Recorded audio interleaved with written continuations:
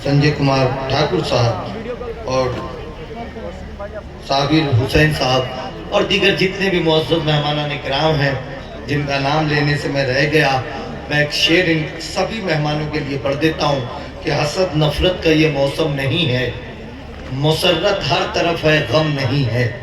हसद नफरत का ये मौसम नहीं है, मुसर्रत हर तरफ है गम नहीं है। यहाँ हर शख्स है खुद में मुकम्मल, किसी का कद किसी से कम नहीं है। तो मैं तमाम मेहमानों को अपनी जानिब से आदाब अर्ज करता हूँ और आज के इस प्रोग्राम को सजाया है इफ्तिखार आलम साहब ने। मैं उन्हें बेपनाह मुबारकबाद पेश करता हूँ कि हर दौर में रोशन तेरा पैगाम रहेगा। इफ्तिखार भाई, आपने इतना खूबसूरत सा मुशायरा सजाया है तो ये चार मिसरे में आपकी नजर करता हूँ कि हर दौर में रोशन तेरा पैगाम रहेगा, उर्दू का न तुझ पर कोई इल्जाम रहेगा। हर दौर में चौथे मिसरे पे अगर आप लौटाना चाहते हैं मोहब्बत इफ्तिखार आलम साहब को तो आपकी तालियों से ये पिंडाल गूंजना चाहिए चौथे मिसरे में कि हर दौर में रोशन तेरा पैगाम रहेगा, उर्दू का न तुझ पर कोई इल्जाम रहेगा। तू हम में रहे या न रहे यार मेरे सुन, दुनिया में मेरी जान तेरा नाम रहेगा, दुनिया में मेरी जान तेरा नाम रहेगा। जो शख्स भी ज़बान के लिए, अदब के लिए, तालीम के लिए, साहित्य के लिए अपने आप को आगे लाता है वो मर भी जाए तो उसका नाम बाकी रहता है। इफ्तिखार आलम साहब, आपने ज़बान से, अदब से, तालीम से मोहब्बत का एक सबूत दिया है। आज के इस मुशायरे में हम आपको सलाम अर्ज करते हैं, आपको मोहब्बतों के साथ मुबारकबाद पेश करते हैं। दोस्तों, जब हम ढाका से निकले होटल से यहाँ आ रहे थे मुशायरा गाह में तो उस वक्त एक सर्कल, एक चौक आया तो मुझे हमारे साथी ने बताया कि इस सर्कल, इस चौक का नाम मौलाना अबुल कलाम आज़ाद है। मैंने कहा माशाअल्लाह। फिर थोड़ी देर और आगे हम बढ़े, एक सर्कल आया और उस एक चौक आया, उसका नाम था महात्मा गांधी चौक। तो मेरे साथी ने बताया कि ये महात्मा गांधी चौक है। तो मैंने कहा कि एकता का, भाईचारा का, इसको सेट करके रोक दीजिए।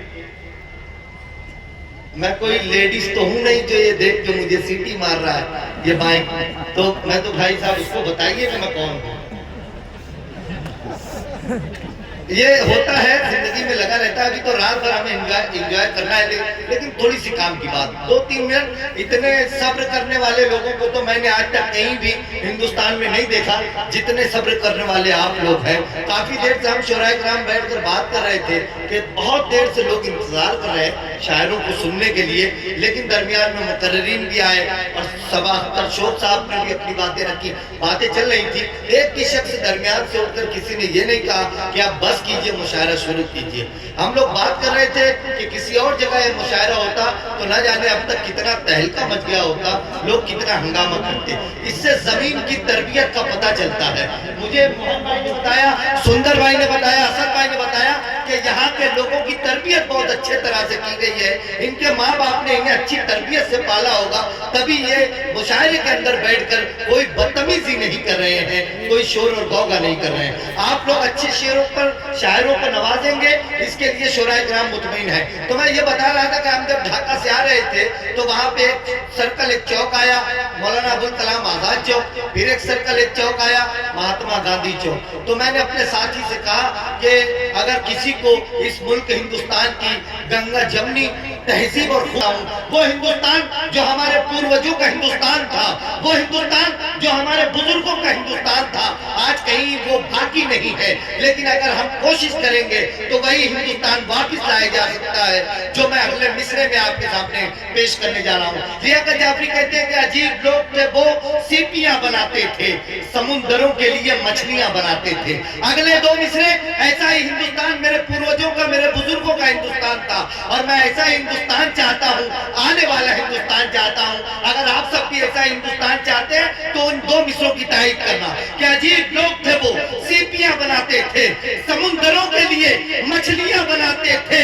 हमारे गांव में 2-4 हिंदू दर्जी थे, हमारे गांव में 2-4 हिंदू दर्जी थे, नमाजियों के लिए टोपियां बनाते थे। हमारे गांव में 2-4 हिंदू दर्जी थे, نمازیوں کے لیے ٹوپیاں بناتے تھے۔ مشاعرے کا پیغام یہی ہے۔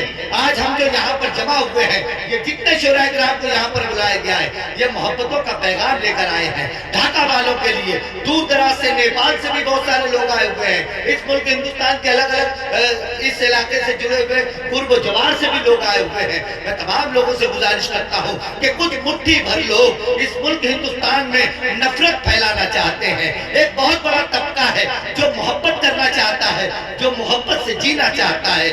آپ اور ہم اگر محبت کرنا چاہتے ہیں تو ہمیں اسی طرح خوبصورت ہندوستان کے اندر نفرت کرنے والوں کا منہ توڑ جواب محبتوں سے دینا پڑے گا۔ اگر کوئی تمہارے سامنے نفرتوں کی بات کرتا ہے تو آپ اس کے سامنے محبتوں کی بات کریں، اس کا جواب محبت سے دیں۔ اس ملک کے اندر سے نفرتیں ختم ہو جائیں گی، محبتوں کا بول بالا ہو جائے گا۔ بس یہ دو چار لفظ ہوتے ہیں، بات میں بہت طویل کر سکتا ہوں، مصرے بھی بہت پڑھ سکتا ہوں، لیکن میرے پاس وقت بہت، میں کافی دیر سے دیکھ رہا ہوں کہ آپ شاعری سننا چاہتے ہیں، تو میں اب اپنی گفتگو کو محبتوں کے اس بات کو یہیں پر سمیٹتے ہوئے میں چاہتا ہوں کہ اس محفل کا برکتوں والا آغاز کر دیا جائے۔ اس خداوند قدوس کے نام سے، اس ایشور، اس بھگوان کے نام سے جس نے ہمیں پیدا کیا ہے، جس کے